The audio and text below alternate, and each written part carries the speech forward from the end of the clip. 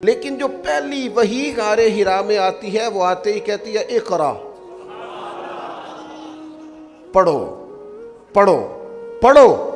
پڑھو گے تو توحید والے بھی ہو جاؤ گے، پڑھو گے تو اخلاق والے بھی ہو جاؤ گے، پڑھو گے تو حقوق ادا کرنے والے بھی ہو جاؤ گے، پڑھو گے تو تم خود بخود دیکھو گے سوسائٹی میں اچھے لوگ کس طرح سے وقت گزارتے ہیں۔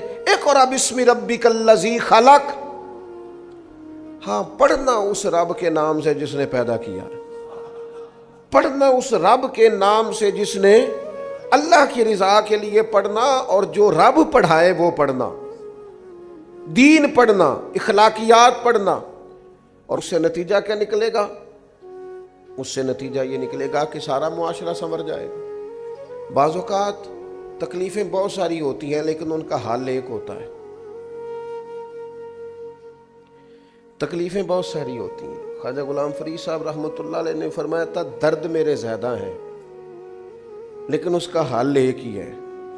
100 بار چڑھی کوٹھے تے اتری 100 واری، متاں والے متاں دیندے تے ہن تے متاں نے بھی مت ماری، جنہ میں علاج کراواں اونی ودی جائے بیماری۔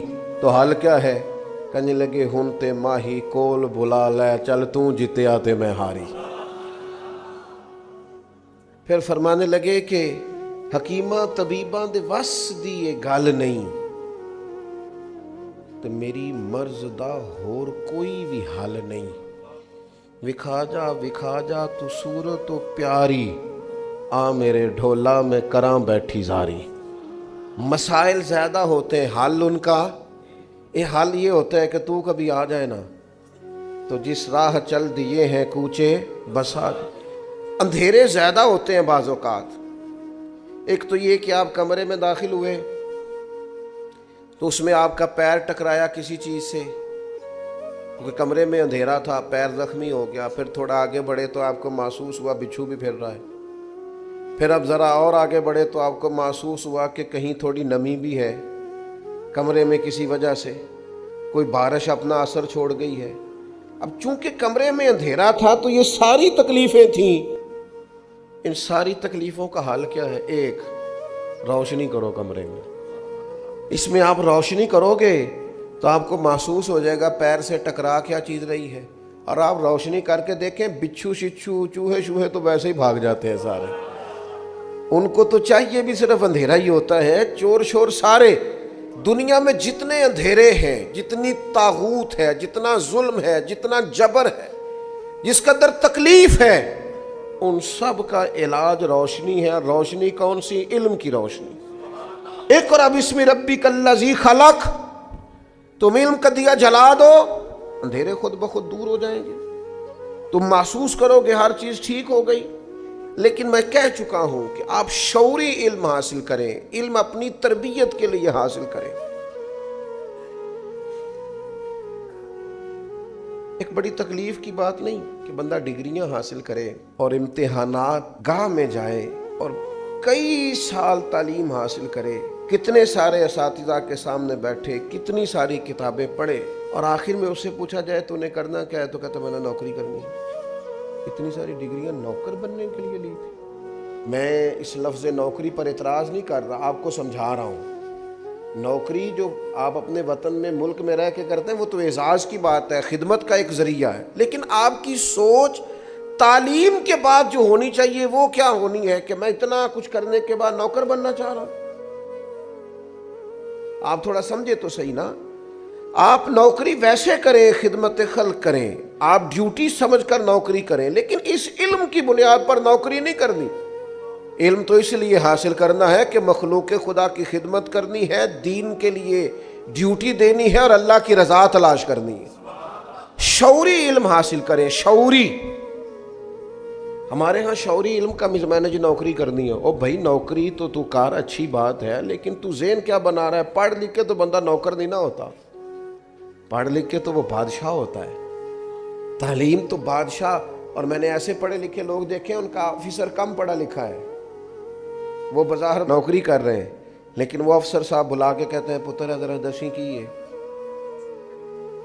تو وہ عطا بن ابی ربی بات یاد آ گئی، عطا بن ابی ربیع نابینا تھے، اور ایک ہاتھ بھی ان کا کام نہیں کرتا تھا تو ایک پیر بھی کام نہیں کرتا تھا، آنکھیں بھی کوئی نہیں، ہاتھ بھی کوئی نہیں، لیکن محدث بہت بڑے تھے۔ تو بادشاہ وقت جب ملنے کے لیے گیا نا، تو چونکہ ان کو نظر نہیں آتا تھا تو آگے لوگ بیٹھے ہوئے تھے، تو بادشاہ پیچھے بیٹھ گیا، تو بادشاہ پیچھے سے سوال پوچھتا، حضرت عطا بن ابی ربیع سے، محدث ہیں، پیچھے سے سوال پوچھتا، حضرت یہ بتائیے گا، تو فرمانے لگے تو چپ کر، پہلے جو سامنے بیٹھے ہیں ان سے تو بات کر لوں، تو پیچھے سے لقمے دیے جا رہا، حضرت چپ کر، ان کی تو سن لوں۔ وہ بادشاہ ہے، اگرچہ یہ رعایا ہے، میں جو سمجھانا چاہ رہا ہوں اس کو آپ سمجھیں۔ اس کے 3 بیٹے بھی ساتھ تھے، اس نے پھر کہا حضور ایک مسئلہ پوچھنا تھا، فرمایا تمہیں کہا نا باری کا انتظار کر۔ وہ سب لوگ فارغ ہوئے تو حضرت نے اشارہ کیا کہ یہ جو بندہ پیچھے بول رہا تھا نا، اسے آگے بلاؤ، اور جب وہ آگے بلایا، حضرت نے سوال پوچھا تو اس نے کیفیت دیکھی، رنگ بھی ذرا ظاہری طور پہ کالا تھا، آنکھوں میں روشنی ویسے کوئی نہیں، ہاتھ اور پیر ایک ویسے کام نہیں کرتا۔ بادشاہ سامنے آ کے پوچھا، مسئلہ سنا، واپس گیا تو جا کر کے اس نے پتہ کیا کہا اپنے بیٹوں سے، کہنے لگا پتر، بادشاہ ہونے کے باوجود اس ذلت کو کبھی نہیں بھلاؤں گا، اور تمہیں ایک مشورہ دوں گا، بادشاہ بننا نہ بننا لیکن عالم ضرور بننا۔ اس لیے کہ بادشاہ ہو کر، آفیسر ہو کر، بڑا ہو کر بھی اگر کسی کے سے آ کے مسئلہ پوچھنا ہے کہ یہ ذرا بتانا، لوگ نکما بچہ لا کے دیتے ہیں، کہتے ہیں جی یہ نہ کام کردا جے تے نہ کدھرے پڑھدا جے، تے اسی تے گاہک بھی نکمیاں نہیں آنا۔ ہاں جو کام کے ہو جاتے ہیں وہ تو ویسے بھی تھوڑا ادھر ادھر نکل جاتے ہیں، میں صحیح کہہ رہا ہوں، وہ تو بعد میں کہتے ہیں اسی اپنا مدرسہ بنانا ہے، کام کے جو ہو گئے ان کی تو پھر دنیا اور ہوتی ہے۔ تو کہا کہ جو نکما ہے کسی کام کا نہیں، وہ جناب آپ مدرسے میں رکھ لیں، تو میں کہتا ہوں دیکھو آپ نے نکما سمجھ کے دیا تھا نا، لیکن دیا رسول اللہ کے دین کو تھا نا، آپ نے نکما سمجھ کے دیا تھا، مدینے والے محبوب نے اپنا مصلی اور ممبر عطا فرما دیا۔ سب ہاتھ باندھے کھڑے۔ تو یاد رکھیں کہ علم کو شعوری بنائیں، شعوری، طالب علم بنے، طالب یعنی آپ کا ذوق ہو سیکھنے کا ذوق ہو۔ بزرگ فرماتے ہیں طالب علم کبھی ذوق والا ہو نا، تو سیاستہ میں حدیث ہے سوال آدھا علم ہوتا ہے۔ طالب علم میں ذوق ہو، طالب علم نہ خوش آمدی ہو، نہ دوران طالب علمی، اور طالب علم سے مراد صرف مدرسے کے طالب علم نہیں کہہ رہا، میں اور آپ ہم سارے طالب علم ہیں۔ ہمارا مزاج سیکھنے، ہم نہیں سیکھتے، نہ جلسوں سے سیکھتے ہیں، نہ کتابوں سے سیکھتے ہیں، نہ تقریروں سے سیکھتے ہیں، نہ اپنے بزرگوں سے سیکھتے ہیں، ہم تو اور چکر میں پڑے ہوئے ہیں۔ سیکھنے کا تو مزاج ہی نہیں۔ آپ آ جائیں تقریر کر دیں تو میں کہتا ہوں یار آپ نے اگر میری تقریر سنی ہوئی ہے تو پھر اگر آپ سمجھتے ہیں اس میں کوئی بات سیکھنے والی تھی تو اس پر عمل کریں۔ یہ کوئی رسم ہے کہ جلسہ کرا لو، تقریر کرا لو، جمعہ پڑھ لو، آ جاؤ چلے جاؤ؟ آپ نے سیکھا کیا ہے، لیا کیا ہے، شعوری زندگی کتنی کو گزاری؟ جو باتیں روز ہوتی ہیں بزرگوں کی طرف سے، اگر اس پر بھی آپ ابھی تک اپنے آپ کو ڈھال نہیں سکے تو پھر تو لفظوں کا ہیر پھیر ہی ہے، پھر جملوں کا اتار چڑھاؤ ہی ہے، پھر تو کشید کر کے آپ خوبصورت جملے لا رہے ہیں، پھر اس کا کوئی فیض تو نصیب نہیں ہو رہا۔ تو میرے عزیز جو سمجھنے کی بات ہے اس پر آپ غور فرمائیں گے کہ جب مزاج، ہمارے استاد فرمایا کرتے تھے طالب علم کی طبیعت ہو سیکھنے کی، وہ تو استاد کو مجبور کر دیتا ہے پڑھانے پر۔ استاد مجبور ہو جاتا ہے کہ انہیں پڑھانا ہے، یار یہ تو بڑا سونا یاد کر کے آتا ہے، بڑا مزہ ہے، یہ تو سوال قائم کرتا ہے۔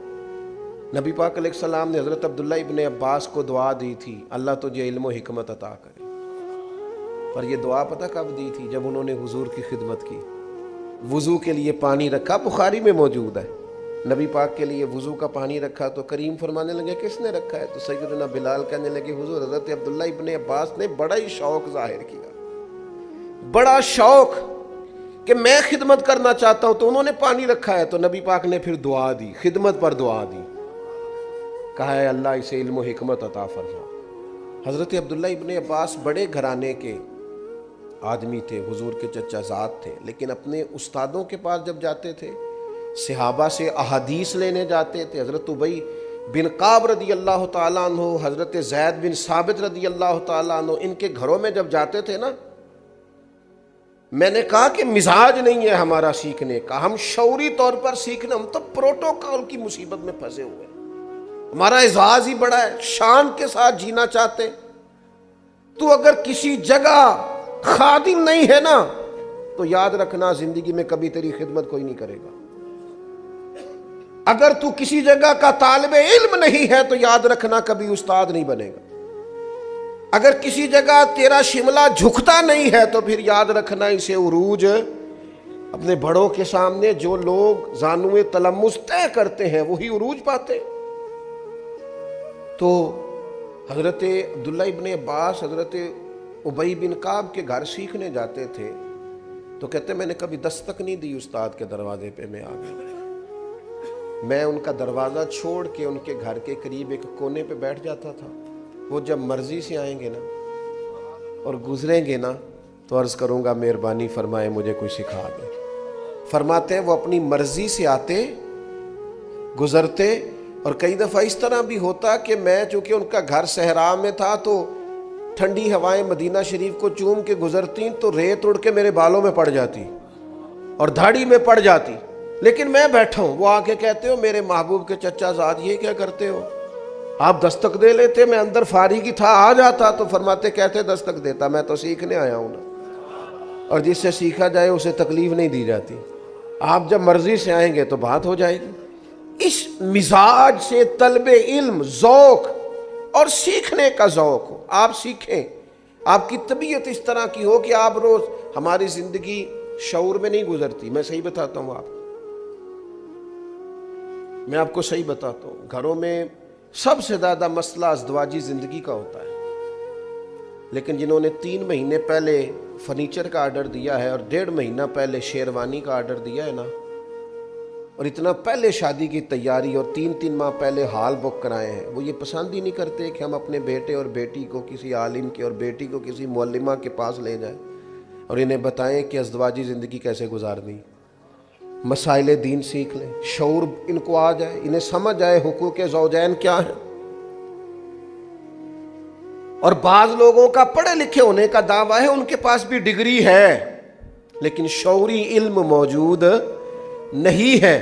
اپنی زندگی میں اس کو طاری کریں، آپ سیکھیں، ہر شعبے میں آپ سیکھیں، آپ غور کریں کہ اس پر اسلام مجھے کیا کہتا ہے، یہاں مجھے اسلام تھوڑی کہتا ہے کہ سارے چھوڑ کے عالم بن جائیں، اسلام کہتا ہے تجارت ضرور کرو، لوگ تجارت کریں، پر تجارت کے قاعدے سیکھیں، دین تجارت کس طرح بتاتا ہے۔ آپ محنت مزدوری کریں لیکن اس کے طور طریقے سیکھیں۔ آپ جو بھی زندگی میں کام کریں بس آپ اس کے مد و جزر سے آگاہ ہو جائیں، آپ کو سمجھ آ جائے گی، آپ کو سمجھ آ جائے گی کس طرح کر کے چیزوں کو لے کے چلنا ہے۔ تو شعوری زندگی سیکھیں اور اپنے فرائض کو اچھی طرح سمجھیں، اور جب آپ دین کا علم سیکھیں تو آپ اس لیے سیکھیں کہ تربیت ہو۔ ہمارے ہاں بڑی عجیب سی صورتحال بن گئی ہے، میری طرح کے بہت سارے لوگ تو کئی دفعہ دل کرتا ہے کہ چپ کر جائیں، کچھ باتیں خاموش ہو جائیں، اس لیے کہ ان پہلوؤں کو بھی چھیڑ دیا گیا ہے جن کو چھیڑنے کی کوئی ضرورت نہیں تھی۔ کچھ زیادہ سیانے لوگ آئے ہیں جنہوں نے کچھ اس طرح کی باتیں بھی چھیڑ دی ہیں جن کا ان سے کوئی تعلق۔ مجھے بتائیے آپ دیانتداری سے، قبر میں آپ سے یہ سوال ہوگا کہ حضرت موسیٰ علیہ السلام کی والدہ کا نام کیا تھا؟ ایک شخص نے ایک عجیب سوال ایک دفعہ پوچھ لیا، کہنے لگا جس کنگھی سے نبی پاک علیہ السلام کنگھا فرمایا کرتے تھے کوئی بتا سکتا ہے کہ اس کے دندانے کتنے تھے؟ اور میں نے کہا اتنی مشقت میں تو دین ڈالتا ہی نہیں بندے کو، آپ پہیلیوں پہ چلے گئے ہیں۔ آپ شعوری تعلیم حاصل کریں جس سے اخلاق سنورے، کردار سنورے، یہ آپ کن چیزوں میں اپنے آپ کو لے کر کے جا رہے ہیں؟ آپ اس چیز کو اس حد تک رکھیں۔ وہ بیٹھتا تھا نا ایک شخص امام مالک کے پاس، تو سارے لوگ سوالات پوچھتے تھے، تو امام صاحب رحمۃ اللہ علیہ نے ایک دن اس سے کہا کہ یار تو کوئی سوال نہیں پوچھتا، تو اس نے کہا چلو میں بھی پوچھ لیتا ہوں۔ کہنے لگا بتائیں روزہ کب کھولنا ہے؟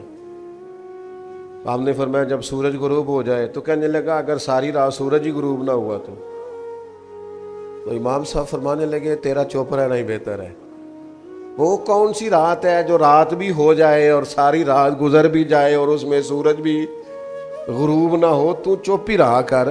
اس لیے کہ کچھ لوگ تعلیم نہیں چاہتے، پہیلیاں چاہتے ہیں. جی میں جی 20 مولویوں نے مسئلہ پوچھا، میرا کسی حل نہیں کیتا.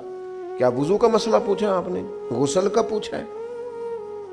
تجارت کا پوچھا ہے؟ حلال حرام کا آپ نے تو پہلی پوچھی ہے بھائی. آپ نے وہاں ایک ایسی بات چھیڑ دی ہے جس کی آپ کو ضرورت ہے.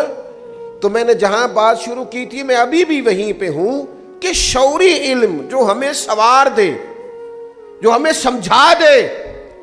اگر تیرے پاس دین کا علم ہے اور تو سمجھتا ہے کہ تو نے دین کا علم شعور کے لیے سیکھا ہے، تو پھر تو نے سیکھ لیا ہوگا کہ رب اس کا راضی ہوتا ہے جس کا باپ راضی ہوتا ہے. پھر تو نے سیکھ لیا ہوگا نا کہ حضور نے فرمایا میں اسے مومن نہیں مانتا جو خود پیٹ بھر کے کھائے اور اس کا پڑوسی بھوکا سو جائے. پھر تو نے یہ شعوری علم سیکھ لیا ہوگا کہ نبی پاک علیہ السلام نے فرمایا ہے کہ تم میں سے بہترین وہ ہے جو اپنے اہل خانہ کے حق میں بہتر ہے. پھر تو تم نے یہ سیکھ لیا ہوگا نبی پاک علیہ السلام کا فرمان کہ قیامت کے دن میرے سب سے زیادہ قریب وہ ہوگا جس کے اخلاق زیادہ اچھے ہوں گے. تو بھئی اگر آپ نے یہ چیزیں سیکھ لی ہیں اور آپ کا ان پر عمل ہے تو پھر اس کا مطلب ہے آپ نے شعوری زندگی گزارنی شروع کر دی ہے. لیکن تقریر آپ سے کہا جائے تو آپ 6 گھنٹے کی بھی کر لیتے ہیں، 9 گھنٹے کی بھی کر لیتے ہیں اور 2 گھنٹے کی بھی کر لیتے ہیں. لیکن اگر آپ کو عمل کی بات پوچھی جائے تو اس میں آپ صفر نکلتے ہیں. تو اس کا مطلب ہے الفاظ تو سیکھے ہیں پر شعوری علم حاصل ہے. نبی پاک علیہ السلام نے فرمایا نکلو، علم کے لیے نکلو. میں ایک اور بات آپ سے عرض کروں، میری زندگی میں چھوٹی سی خواہش تھی کہ کچھ کرنا ہے. اگر اللہ نے کچھ شعور دیا ہے، کچھ ہمت دی ہے تو کچھ کرنا ہے. تو ظاہر ہے ہمارے ملک کے اندر غربت کا ایک بہت بڑا اثر ہے، اس کے بڑے اثرات ہیں اور اس کی وجہ سے لوگ آزمائش میں. تو میں نے شروع میں ارادہ کیا کہ کوئی ایسا ادارہ قائم کیا جائے جس میں نا غرباء کو سہولت ہو. تو خیال آیا کہ کوئی ویلفیئر سوسائٹی قائم کرتے ہیں. یہ میں جنہوں نے قائم کی ہے وہ بڑے مخلص لوگ ہیں، جو یہ لوگ کام کر رہے ہیں اچھا کر رہے ہیں. لیکن میں آپ کو اپنے چھوٹے سے تجربے سے آگاہ کرنے لگا ہوں، چونکہ آپ میرے محبت والے لوگ بیٹھے ہیں. تو میرے ذہن میں اچانک یہ خیال آیا جب میں نے اس کو اچھی طرح پرکھا کہ کبھی ہمارے ملک میں نا یہ ویلفیئر کا کام کرنے والا 1-2 ادارہ تھا. اب وہ ادارے سینکڑوں ہیں، لیکن جس طرح دینے والے بڑھ رہے ہیں اسی طرح لینے والے بھی بڑھ رہے ہیں. آپ جس سڑک پہ لنگر خانہ کھول لیں وہیں لنگر خانہ چل جاتا ہے.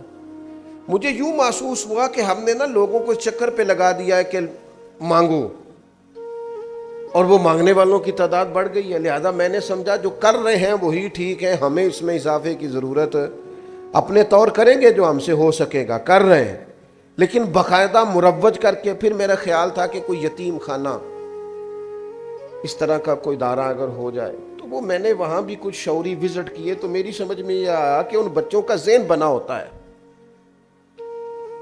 کہ ہم یتیم خانے میں رہتے ہیں اور ہمیں امداد کے پیسے ہی آئیں گے، کوئی کپڑے دے کے جائے گا تو پہنیں گے. ایک شعوری طور پر وہ طے کر چکے ہوتے ہیں. اس کے بعد بھی چند ایک لوگ نکلے جنہوں نے بڑے کارنامے سر انجام دیے، لیکن وہ لوگ اس کے بعد بھی پختہ نہیں ہو پاتے. خیال ایک بن جاتا ہے.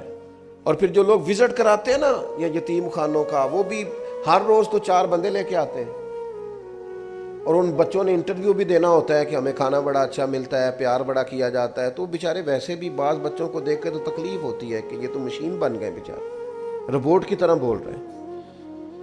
اب کرنا کیا ہے ملک میں؟ اگر کوئی توفیق ہے تو کوئی خیر کا کام تو کرنا ہے نا. حل کیا ہے؟ 2 ہی حل ہیں جو شروع سے ہمارے بزرگوں کا طریقہ ہے. ایک یہ کہ تعلیم بالغاں کا بندوبست کیا جائے.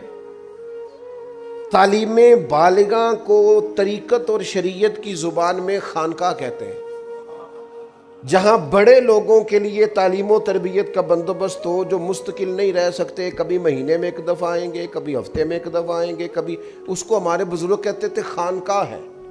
ہم نے کیا کیا ہے؟ ہم نے مزارات پروموٹ کیے ہیں اور پھر ان پر بھی اللہ تعالیٰ معاف کرے الا ماشاء اللہ سب جگہ نہیں، لیکن جو کچھ ہوتا ہے وہ بھی کسی سے مخفی نہیں ہے۔ خانقاہ کیا تھی کہ آپ لوگوں کی تربیت کریں، یہ تعلیم بالغاں کے لیے، اور جو بچے چھوٹے ہیں ان کے لیے کیا کیا جائے؟ اگر آپ نے کچھ کرنا ہے تو ان کے لیے تعلیمی ادارے قائم کرو، آپ مدرسہ بناؤ، اسکول بناؤ، کالج بناؤ، یونیورسٹی بناؤ۔